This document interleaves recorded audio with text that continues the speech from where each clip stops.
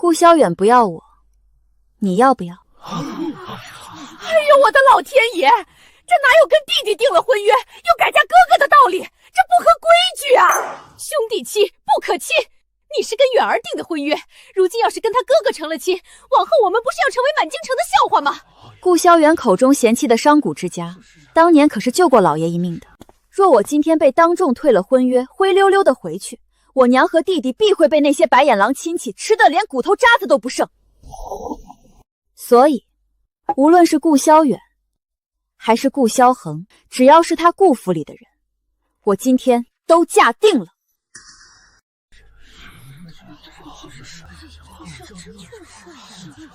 论财力，我家是扬州富商，门外还放着10几车的嫁妆。我沈家何曾高攀过顾家？论相貌，我自认不输京城名门；论内在，我读得诗书，看得账本，见识过4山5岳，配他顾萧远，绰绰有余。我父亲孝期刚过，我满心赤诚赴约，你们却任由顾萧远将我晾在此地半个时辰。他在门外诋毁我家事，叫嚣悔婚，如此行径与禽兽何异？我顾某知恩图报，绝不许这逆子坏我名声。来人，就算五花大绑，也要把那混账东西抓回来成亲。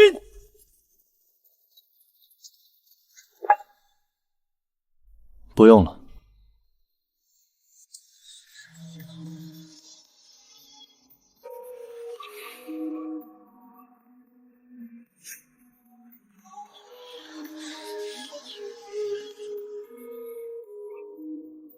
你方才问我的话，可还作数？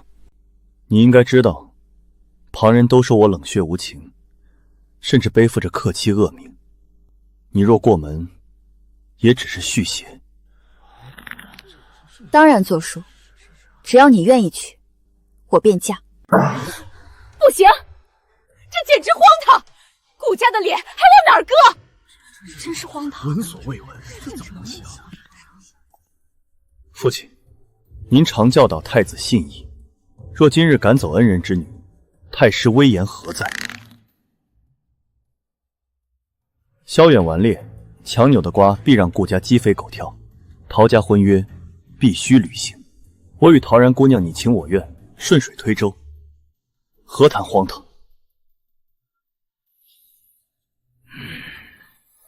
罢了罢了，准了。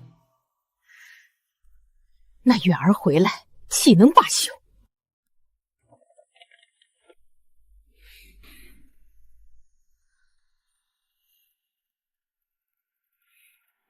别怕，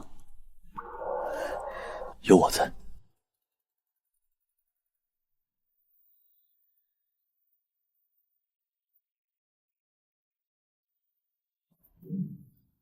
一拜天地，真是荒唐。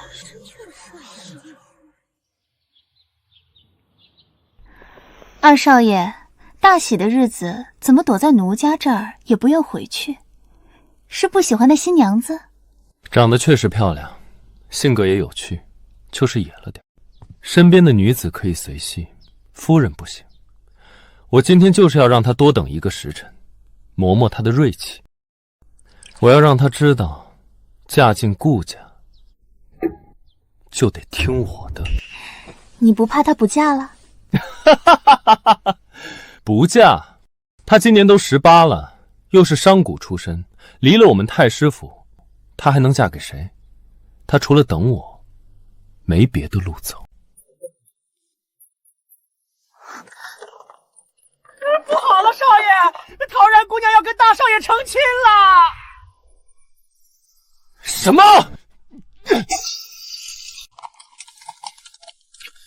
到底怎么回事？谁准她跟我大哥成亲的？是陶然姑娘自己提的，她当众问大少爷要不要她，大少爷答应了，老爷也点头了。真是个疯婆娘！我看谁敢抢我的女人！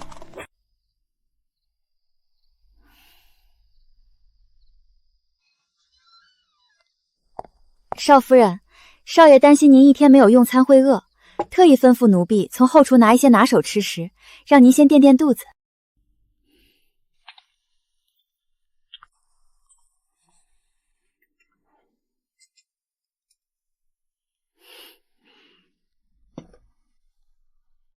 陶然，你给我出来！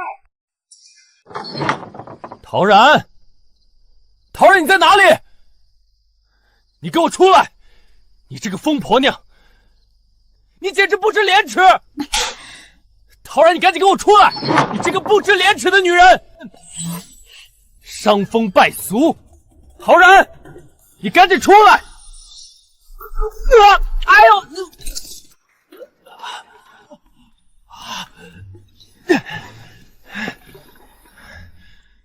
是哪个杀千刀的不长眼睛，敢惹老子？混腻歪了吗？你这个疯婆娘，我还没找你算账呢，你竟然敢打我！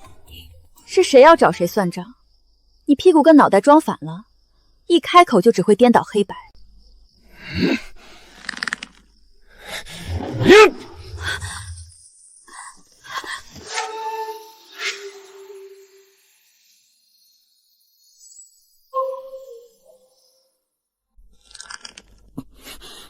谁给你的胆子，敢在我的院子里动我的人？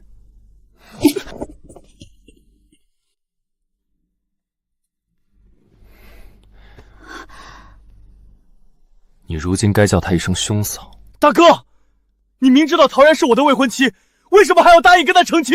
今天大堂之上，所有人都听到了。你觉得陶然出自商贾之家，不配成为你的妻子，你嫌弃他，但我认为他配得上任何人。我不是不愿娶她，不过是觉得她性子太硬，想挫一挫她的锐气罢了。谁知道她连这点委屈都受不了。挫我的锐气？如果你想娶的妻子需要对你百般顺从，那我告诉你，你永远娶不到一个真心爱你的妻子，而是恨你憎你的奴隶。可我大哥也只是为了顾家着想才跟你成亲，他根本不可能喜欢你。你怎么知道我不喜欢？他根本不可能喜欢你。你怎么知道我不喜欢？可我俩从小就一起玩，你有我了解他吗？如果你真的了解他，为什么会在成亲当日嫌弃他的家世？又为什么会为了杀他的锐气，就将他一个人晾在大堂半个时辰？若你真的了解他的性子，就应该知道他不是逆来顺受的性格，不是吗？可是为人妻子，哪个不是要对丈夫三从四德，唯命是从？我的妻子就不用。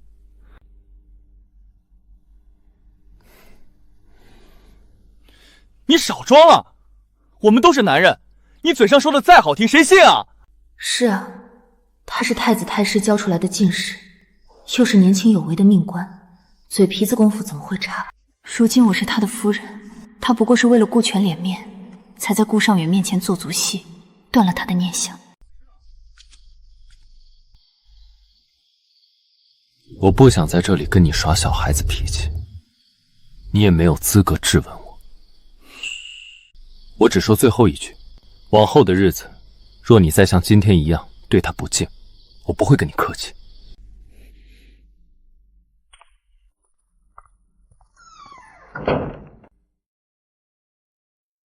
我刚才意气用事了，忘了问你，萧远此时回来了，你嫁我可会后悔？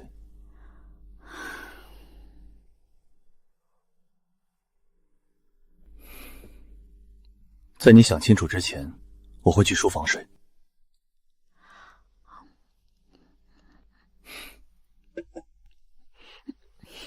谢谢。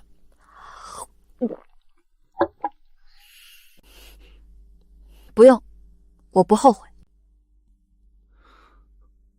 都已经跟你拜堂成亲了，又反悔要嫁顾萧远，传出去我不用做人了。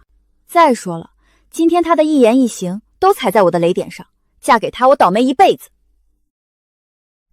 难道我讲他弟弟坏话，他不高兴了？也是，毕竟是亲兄弟，我这话说的太直白了，大少爷、大少奶奶，喝了这杯酒，长长久久，百年好合。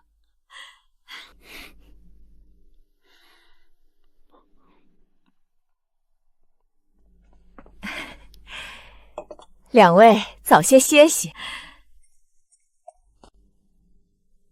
你早点休息。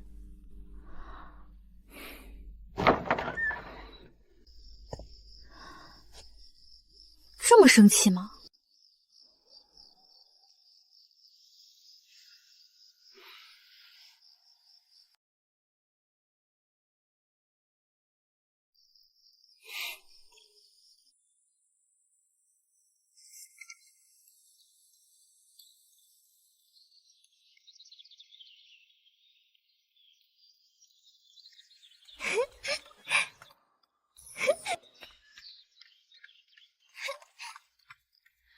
小姐，您慢点跑，当心脚下的石子，别摔着了。看，我放的纸鸢多高，都快飞到云彩里去了。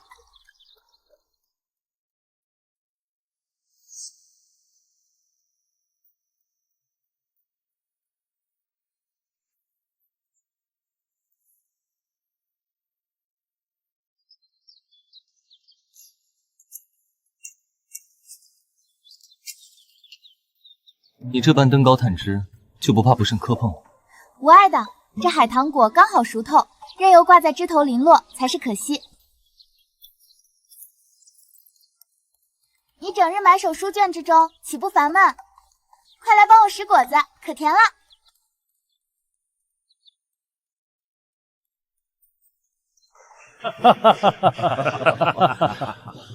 我儿萧恒高中进士，乃顾家之光。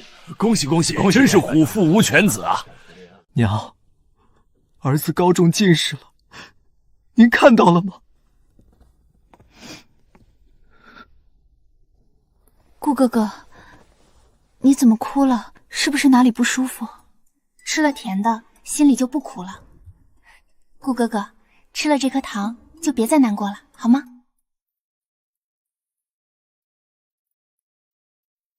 谢谢。老爷，陶家那丫头我瞧着极好，不如就把她和远儿的亲事定了吧。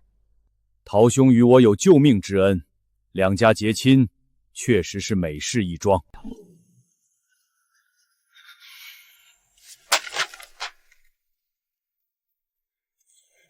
大少爷，您不进去吗？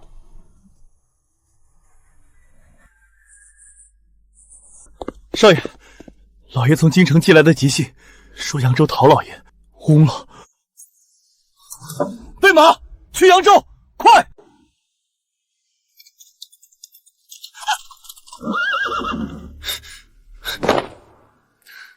你爹死得突然，这家产你们孤儿寡母哪里守得住？不如交给我们这些叔伯代管。哭什么哭？连个顶门户的男人都留不住，还不如趁早把房契交出来，回你娘家去。就是。娘，你醒醒，你们别骂我娘。我爹尸骨未寒，你们就想霸占家产？谁敢动我娘和弟弟，我今天就跟谁拼命！哼，反了你了，老子今天就替你爹管教管教你！我看谁敢动他！你谁呀？陶家的家事轮得到你插手？京城顾家顾萧恒，现任御史台巡查官。陶伯父生前与我顾家乃是至交，这陶家的门楣，只要顾家在一天，就没人能踩得碎。你凭什么管我们的家事？文彦，按当朝律法，强夺孤寡家产，该当何罪？回大人，按律当杖责50，流放3000里。诸位听好，陶然姑娘与我顾府早有婚约，她是我顾家认定的少夫人。从今日起，陶家若少了1寸地，顾家绝不轻饶。即便告到金銮殿上，我也定要你们付出代价。不敢，小人绝对不敢。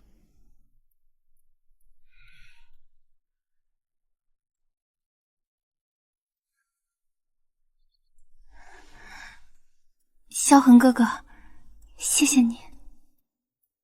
他这么难过，我却连拥抱他的资格都没有。少爷，您盼了这么多年，如今已经跟陶然姑娘成亲了，怎么还是不开心？可她对我无意。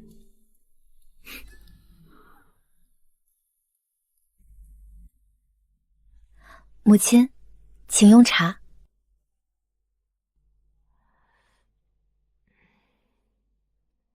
起来吧。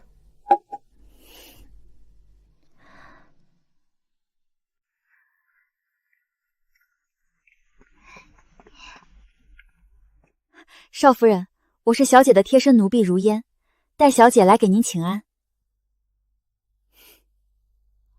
娘亲，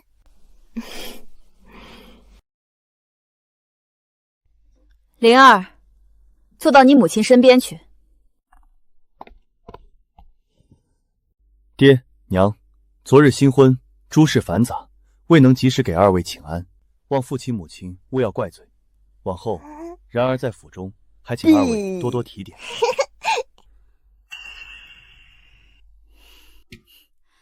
灵儿，大人在说话，你这样是不礼貌的。对不起祖母，灵儿以后不会了。你们不知道，这丫头平日里爱玩捣乱的很，一点没有女孩子家的样子。女孩子家该是什么样子？灵儿是女孩子，她是什么样，女孩子就是什么样。陶然，你这是在顶撞长辈。这丫头14岁那年就把我们说的哑口无言了，以后年轻人的事儿就让年轻人自己看着办吧，我们老两口就不插嘴了。爹娘，那我们就先告退了，不打扰二位休息。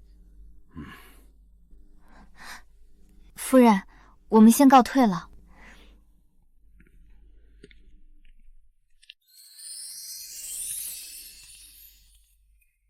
爹爹，灵儿很乖的，不是祖母说的那样调皮捣蛋。灵儿，你看着母亲，是谁要求你一定要乖了吗？祖母说，要是我不乖，爹爹就跟娘一样永远不回来了，也不会喜欢灵儿。简直是胡说八道。灵儿，谁跟你说的这些？你是孩子，孩子调皮爱玩是天性呀。灵儿，你要记住，就算你不乖，调皮爱玩捣蛋，爹爹也一样会爱你的，对吧？灵儿，娘亲说的对，以后不要管祖母说什么，爹爹都会永远爱你。娘亲也会永远爱你。真的吗？当然是真的。爹爹跟娘亲跟你拉勾勾，拉勾勾就不会反悔啦。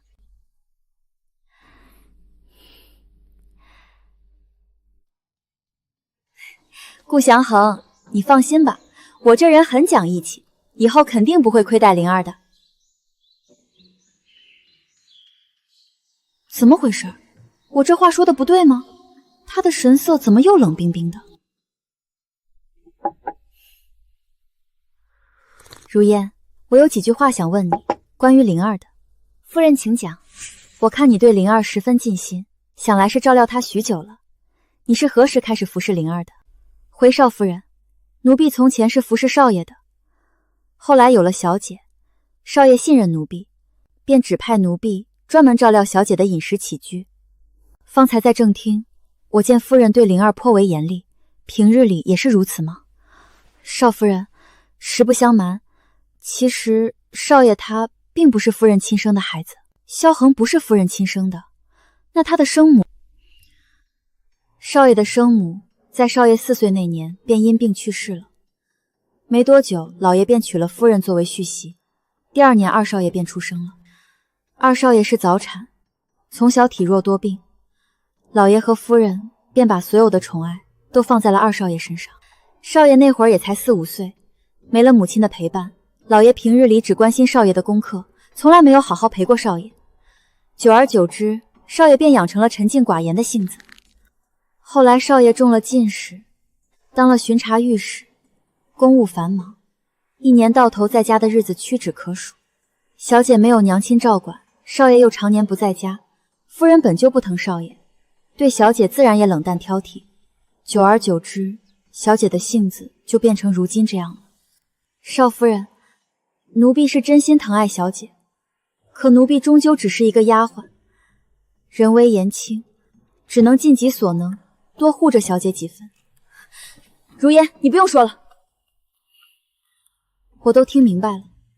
我原以为这太师府是什么礼仪之家，没想到背地里全是这些安杂气。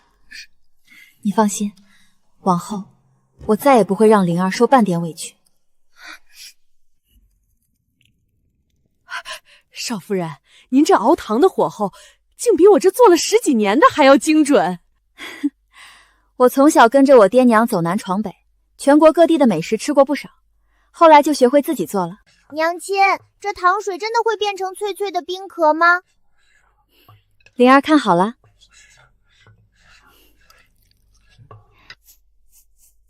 尝尝，看娘亲的手艺退步没有？甜的脆脆的，好好吃。山楂好吃，但不能贪多。等会儿娘亲再给你做个更绝的。灵儿听话。如烟，来帮我一把。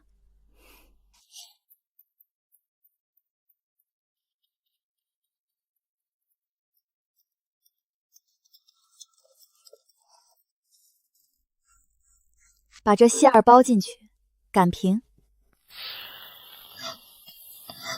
好了，开吃。哇，流出来了，好香呀！这叫流心饼。灵儿，吃饱了，娘亲带你去干点有意思的事儿。灵儿，你看，这只是草梦，你看她的腿多有劲儿，一蹦就能跳好远。还有这只，这只是蛐蛐，到了晚上还会叫呢。别怕，别怕，它不咬人。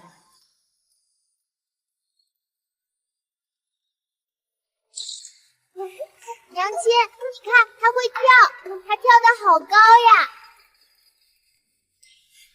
灵儿，顺着风的方向轻轻放线，风筝就会飞得更高。娘亲，风筝飞得好高好高，像真的燕子一样。灵儿真棒！来呀，外公带着娘亲翻过山，见到了比房子还大的牦牛，那里的天空近的伸手就能抓到云彩。娘亲，外面的世界真的那么大吗？大极了，以后娘亲陪你一起去看。放在那儿吧。少夫人，您这院子被您一拾掇，可比大少爷以前住的时候热闹多了。那是自然，这日子是自己过出来的。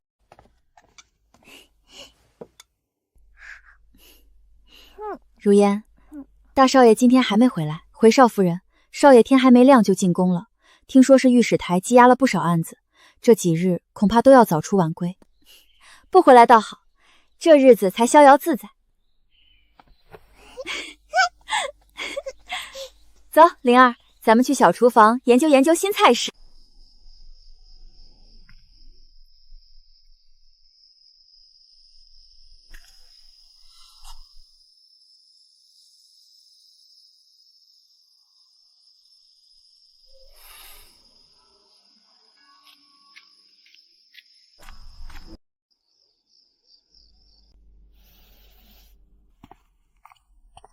少爷辛苦了，这是小厨房温着的夜宵，搁下吧。灵儿这2天怎么样？小姐好极了，少夫人成天变着法子哄她开心。今天给小姐做了糖葫芦，小姐吃的满脸都是糖浆，开心的不行。昨天少夫人又烙了那种流心的糖饼，小姐吃的眼睛都亮了。下午的时候还带小姐去花园里放烟子风筝，少夫人跑得比小姐还快呢。他倒是爱闹。还有前儿个吃饭时，夫人嫌小姐没规矩，少夫人当场就护着小姐，把夫人气得够呛。这几日夫人只要瞧见少夫人，那脸黑得像锅底。他竟是这样的性子。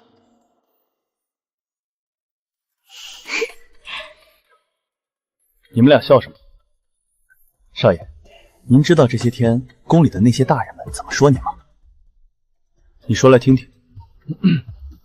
大人们都说您是万年不化的冰块，自打一起办事以来，就没见您笑过，整天阴沉着脸，活像谁欠了您几万两银子似的。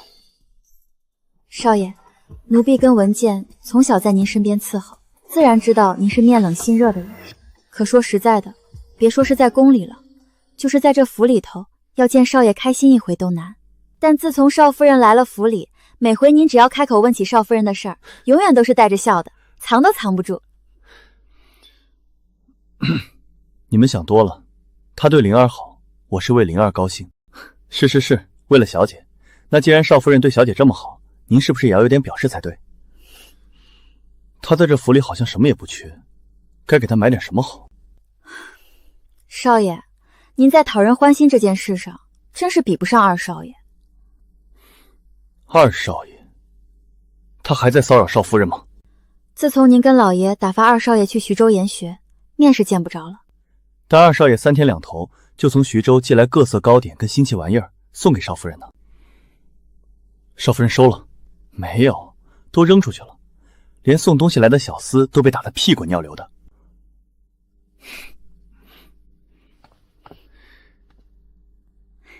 所以啊，少爷，您看到什么好吃好玩的，只要觉得少夫人会喜欢，您只管送就是了。别管少夫人有什么缺什么，你想送就得送呀，这是您的心意。我明白了。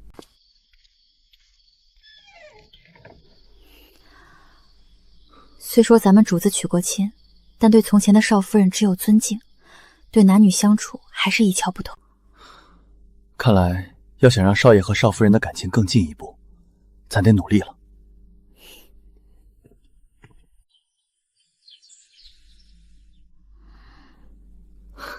少夫人早，这是大少爷特意吩咐奴才带回来送您的礼物。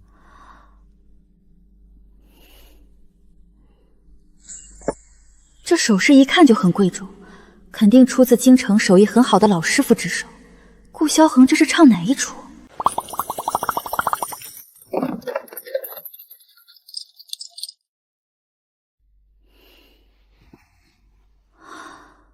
这兄弟俩怎么回事？一个刚不送了，另一个怎么又送上了？但我是他正头娘子，管他为什么呢？一律都是我的私房钱。哼，将这些贵重东西都抬进库房。是。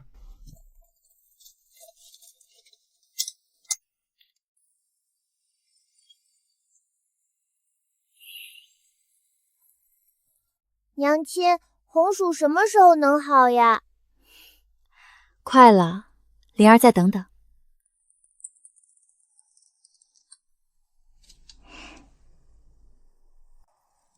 好烫好烫！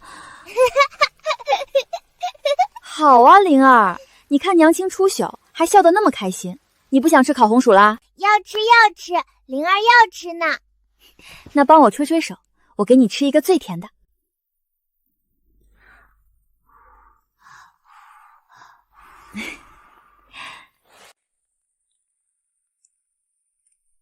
给，小心烫。爹爹，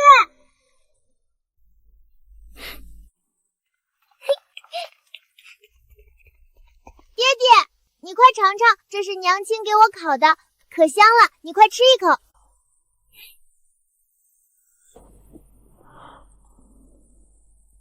确实很甜。娘亲每天给你开小灶，吃的你这只小花猫肚子红圆，我快要抱不动灵儿了。哼，爹爹，你是在说我胖吗？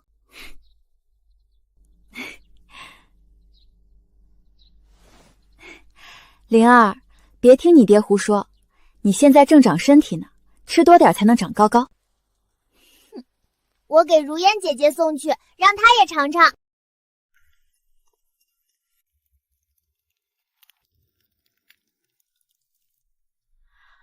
今天怎么回来的这么早？宫里的差事差不多忙完了。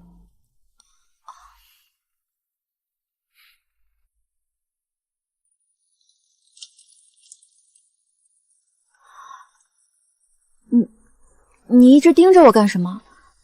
我脸上长花了。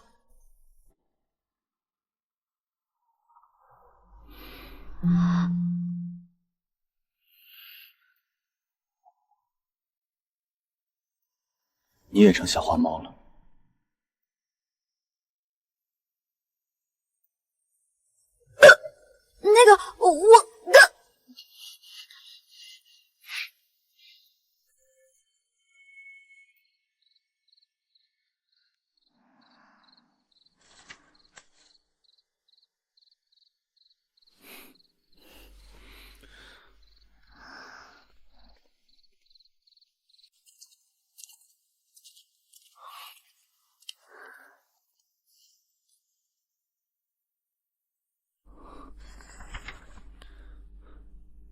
这本书，我10岁那年你送我的。哈哈哈，陶然，你居然连这几个字都不认识？我不认识又怎么样？我见过五岳山川，你见过吗？所以你就是不识字。识字有什么了不起的？我很快就会了。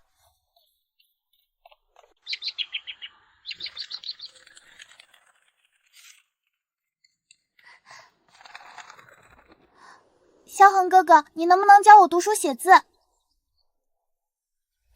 好。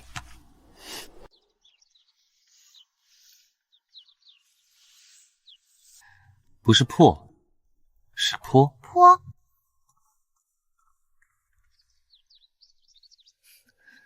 这些你带着，在船上无聊时多翻翻。你给我的那些书，随着我在船上跑了那么多年，无聊的时候我就拿出来翻看，已经看了好多好多遍了。你再看看我写的字呢？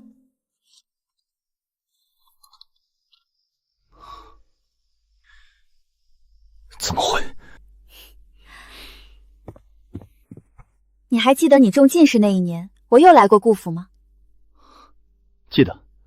当时你送了我很多书，里面夹着一本你写的笔记。我觉得你字好看，便学着你的字迹临摹，学得像吧？确实像。若是旁人，恐怕也分不清你我的字迹了。对了，其实我写的最好的是这3个字。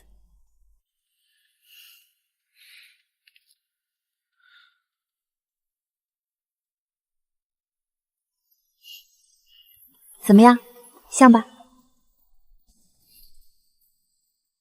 怎么不说话？写的不像吗？陶然，你可有心上人？心上人？感情的事爹娘没说过，书上也没教啊，怎么才算是心上人？那你呢？你有心上人吗？我当然有心上人，看到他，我会心动，会紧张，想把一切好的东西都给他。他开心，我就开心；他难过，我比他更难过。这就是喜欢。我的心跳得好快，难道这就是心动吗？还是说，只是因为他离我太近？我不知道，我没想过这些事情。那为什么你写我的名字写得最像？因为我写过最多次呀。那你写我名字的时候，脑子里想的是什么呢？写你的名字，想的当然是你啊。不是，我没有想那么多，我自己也不知道为什么。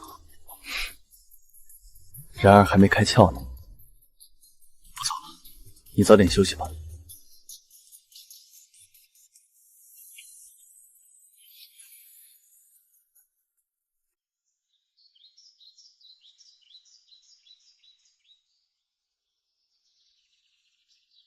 心上人，怎么才算是心上人？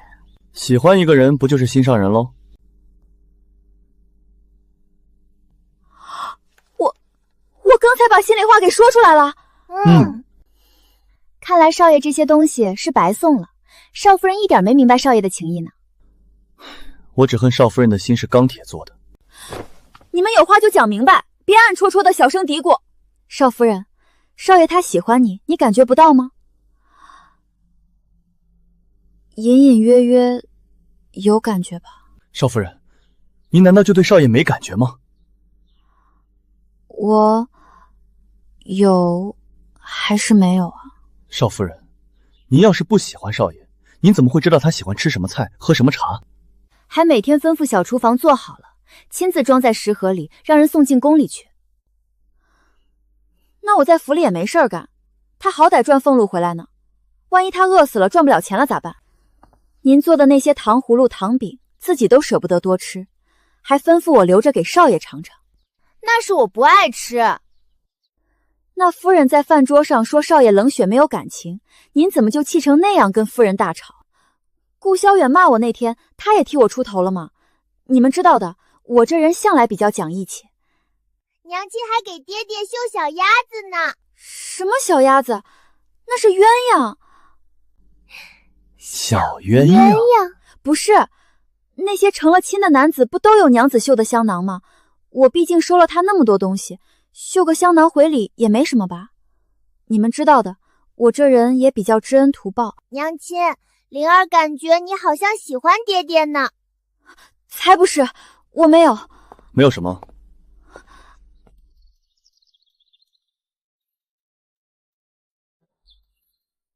若是缺了什么，我让文照出去买来给你。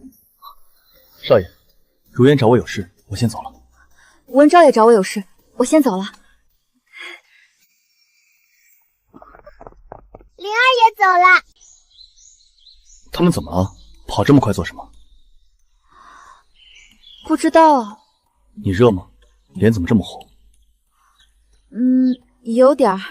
突然换季，衣服穿多了。那个，今天怎么也回来的这么早？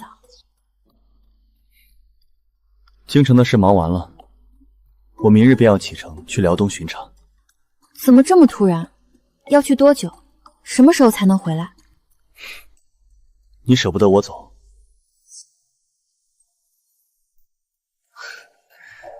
放心，我会赶回来过年的。来不及了，我们现在就出发。去哪儿？买东西。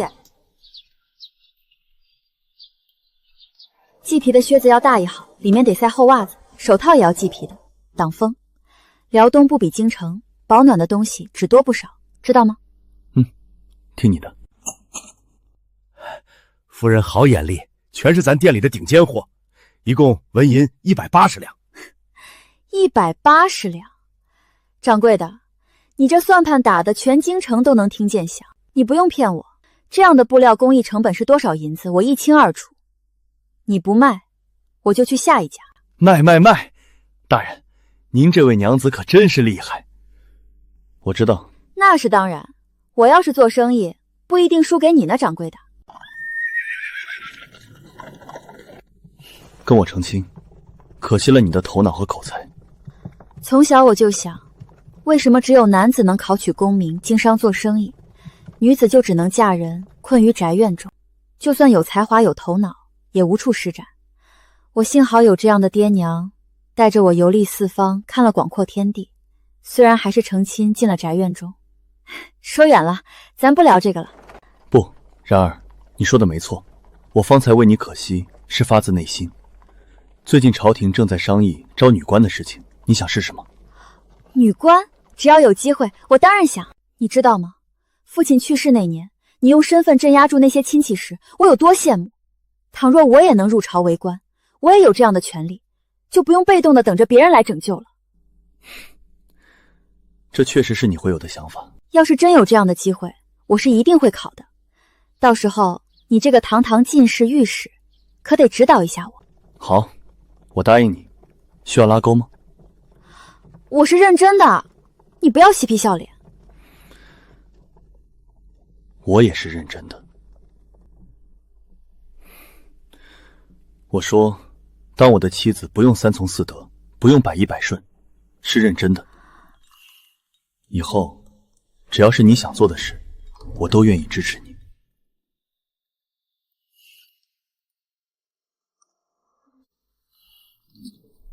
这大雕子风领一定要围好，要是受了风寒，那地方可没好大夫。夫人说的是，我记着呢。总之，出门在外不比家里，你多加小心。如烟、文健，你们去外面陪灵儿玩吧。是。是。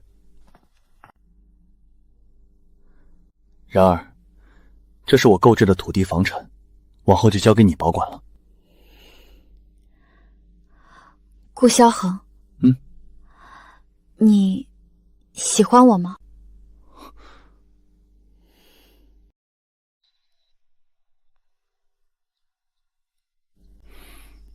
你还记得这条帕子吗？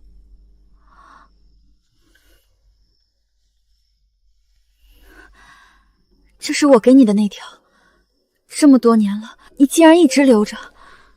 怎么会不留着？那时你蹲在我面前，温柔地给我递来一颗糖时，我真的很想抱你。又怕吓到你。我曾去找父亲，让他帮我向你家提亲，但没想到萧远率先跟你定下了婚约。当年父亲收到陶府的分报，连夜传书信给我，我急得快要发疯，一刻不敢停地赶往扬州。那一回，我想抱抱你，但我不能。然而，有句话我憋在心里已经好久了。我喜欢你，好久之前就喜欢你了。然而你呢？你有心上人吗？有了，刚有。是谁？你明知故问。只有亲口听到你的答案，我才放心。是你。什么？我没听清。是你，顾萧恒。你衣服的袖口破了，我去给你补补。然而，谢谢你。你是我相公，这是应该的。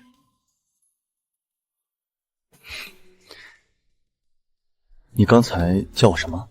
再叫一次。娘子。娘子。干嘛呀？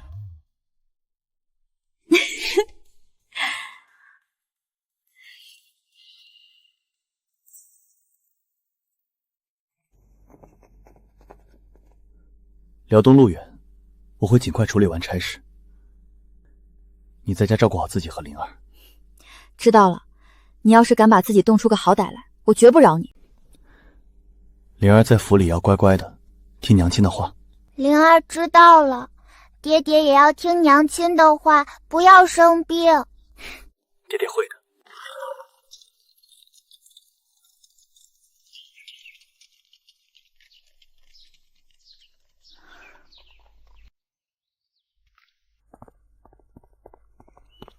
少夫人，夫人有令，说府里丢了贵重东西，要把所有下人都叫过去接受盘问。平时什么事没有，偏偏大少爷刚走就丢东西。去吧，我倒要看看那个女人又要搞什么鬼名堂。灵儿，娘亲眯一会儿，你乖乖在自己屋里画画，别乱跑。灵儿知道了。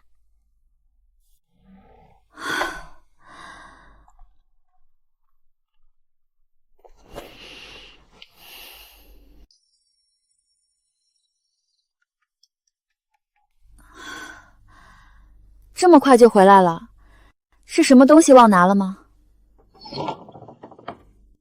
顾萧远，你想干什么？陶然，我只是想跟你说两句话，你不要那么大的怒气。有话快说，说完赶紧滚出我的院子。我娘跟我说了，你们婚后一直没有圆房，我哥每晚都是去书房睡的。你娘每天晚上不睡就关注我们床榻上这点事儿，她贱不贱？你别扯远了，陶然，你心里其实还是有我的，对不对？当时跟我哥成亲，只是你一时的赌气。你又在狗叫什么？顾萧远，你不要发神经了，哪怕让我再选一次，我也不可能会嫁给你。你放心，要是你害怕别人的闲言碎语，我们可以去一个没人认识的地方重新开始。不是你有病吧？谁要跟你重新开始？我们以前也没开始过。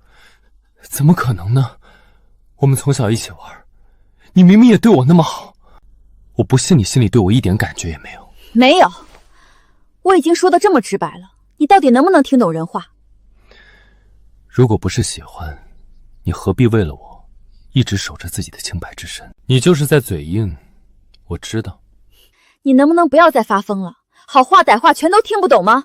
你放心，丫鬟们都被我娘叫走了，不会有人来打扰的。顾萧远，注意自己的身份。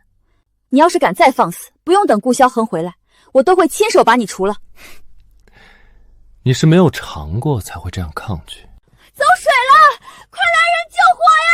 别跑！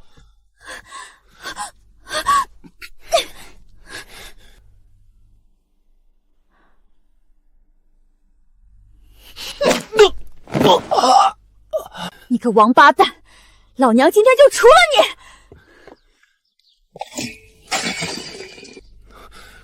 你！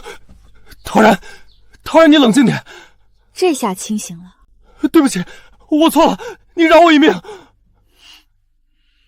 晚了。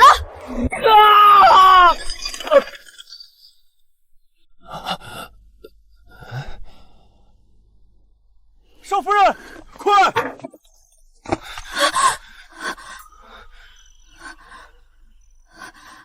顾萧恒，你怎么才来？你怎么样？他有没有伤到你？少夫人，你有没有怎么样？都怪我大意，竟然将你一个人留在这里。不怪你们，是这个混账东西跟他娘一起算计我，他们千方百计都会把你们支走的。别打了，顾萧恒，他是你亲弟弟啊！别打了！都给我住手！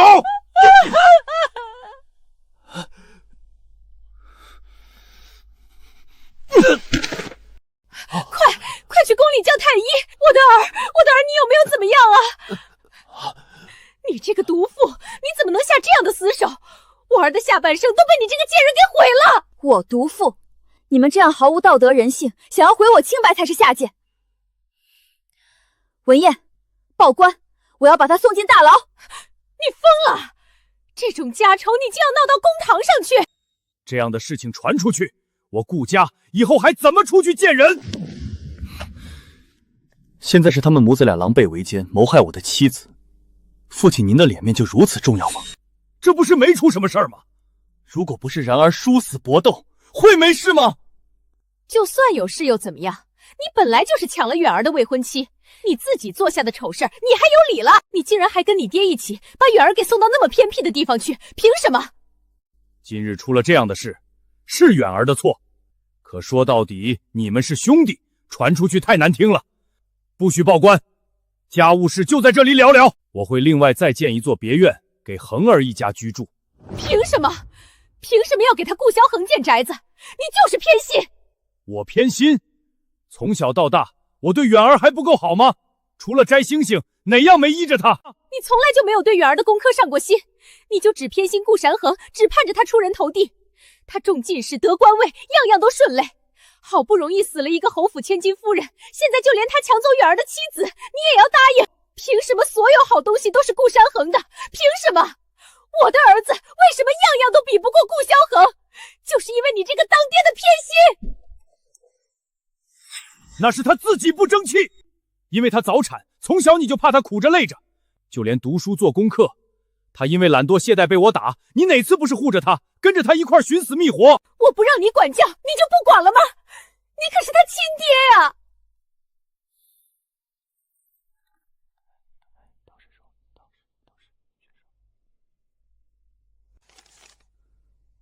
父亲，您自己看看。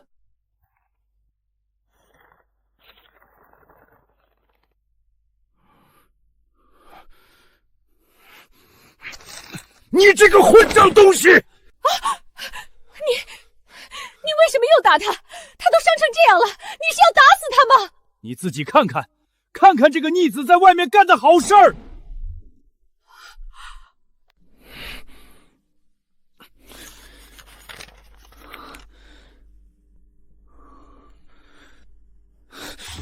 顾萧恒，你找死！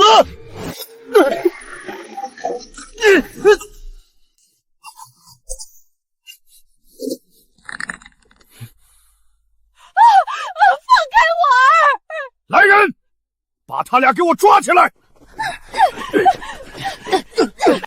顾萧恒，你凭什么调查我？你这个阴险的小人！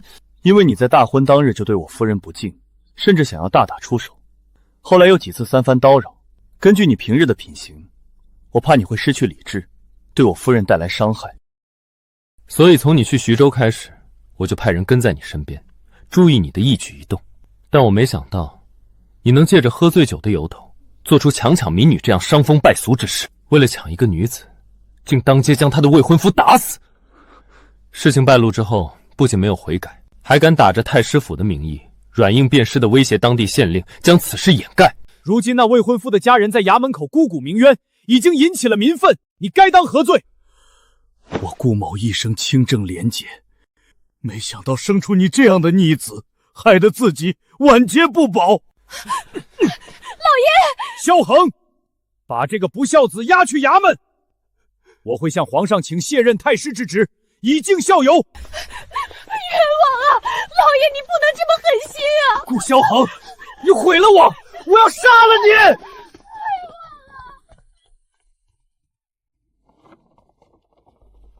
本该让你们在京城新宅安稳度日，可经此一乱，我实在不放心留你们母女独处，跟着我去辽东受苦奔波。然而，是我亏待了你们。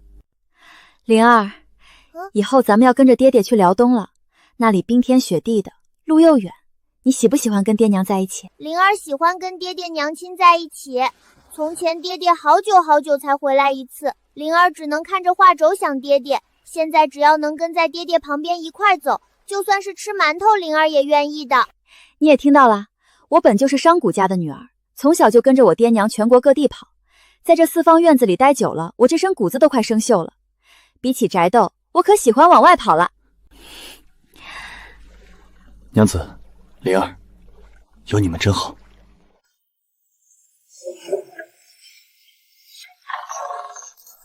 娘亲，外面下糖粉了吗？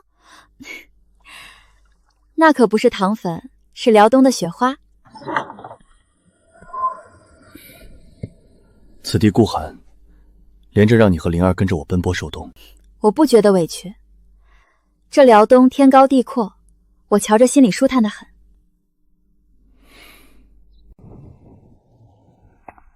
顾大人，下官赵德坤总算把您盼来了。下官已在清风院设下接风洗尘宴，暖轿已备好，大人请。赵大人费心了，顾某此行是为巡查边防与吏治，不必大费周章。顾大人清廉，实在是下官楷模，下官佩服佩服。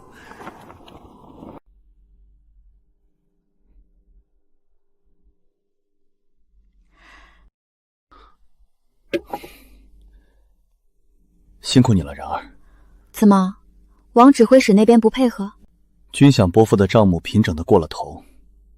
王莽那个魏指挥使，表面粗鲁，实则心思深沉。这辽东的水，比我想象中深。今日我上街想买些东西，跑了3条街，发现那些门面背后似乎都有个叫庆丰号的东家。我打听了一圈，那东家赵德坤正是咱们那位同知大人的本家兄弟，这价格定得比京城还高3成。我还听说，这庆丰号垄断了所有通往卫所的补给渠道。你说，王指挥使说弟兄们不容易，是真不容易，还是这不容易也是被人做出来的？然而，你这一双看生意的眼，倒比我那些只会看公文的幕僚有用得多。在盘金做劫的烂网，总得有个节头，咱们双管齐下。那顾大人可得抓紧了，我还等着去考女官呢，可没空天天陪你在家里钻这些烂账。御史大人初到辽东，咱这儿地薄，只能备一些粗菜给大人接风，大人莫嫌弃啊。大人打算在辽东盘垂几日？这往年的账目繁杂，大人可别查得太累了。赵大人费心。御史夫人真是京城来的气派，只是这辽东民风彪悍，常有马匪作乱。夫人平日里去集市采买，不仅辛苦，万一出个什么意外，顾大人怕是要心疼死。赵夫人有心了，不过我这人也惯了，在南方时便常随父兄行走，见惯了大江大河。这辽阳府皆是繁华，比起某些金玉其外的地方，我倒觉得更自在些。至于安全问题，朗朗乾坤，天子治下，难不成在这辽东地面上还有匪类敢对朝廷命官的家眷不利？若是出了问题，那便是当地卫所失职，知府无能。你们说是吗？顾大人，这辽东的路可滑得很，前任巡查的大人也是个硬脾气，结果在风雪夜不慎坠马，到现在还没醒过来呢。大人可得相心脚下。李员外消息确实灵通，此事本官亦有耳闻，正因觉得蹊跷，出发前以行文刑部提请重查。什么？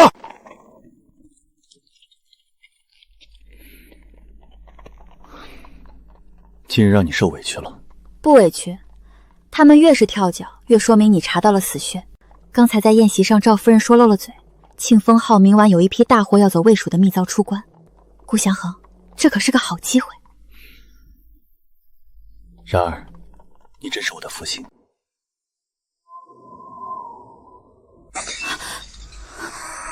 有刺客，保护少爷！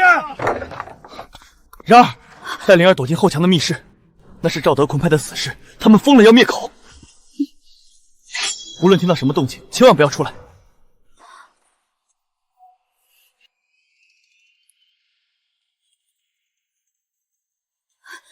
如烟，带灵儿进去，把门从里面锁死。娘亲，乖，灵儿不怕。灵儿要是哭了，娘亲会分心的。在里面等我们。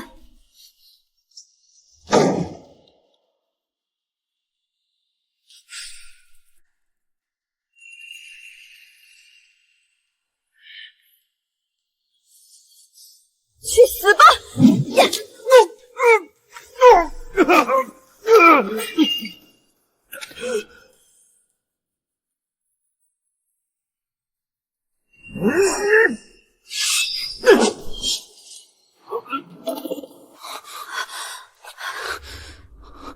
你疯了？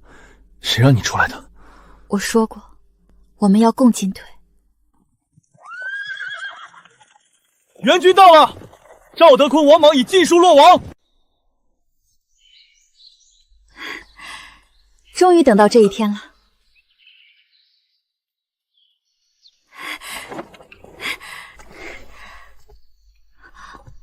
就这么高兴？想好了，这样去考。怎么，顾大人是怕我的俸禄比你高，还是怕我在朝堂上抢了你的风头？我只怕你太辛苦，只要是你喜欢的，我都会支持你。顾大人，你说等我真的上任了，这家里咱们谁听谁的？在外听朝廷的，在内听陶大人的。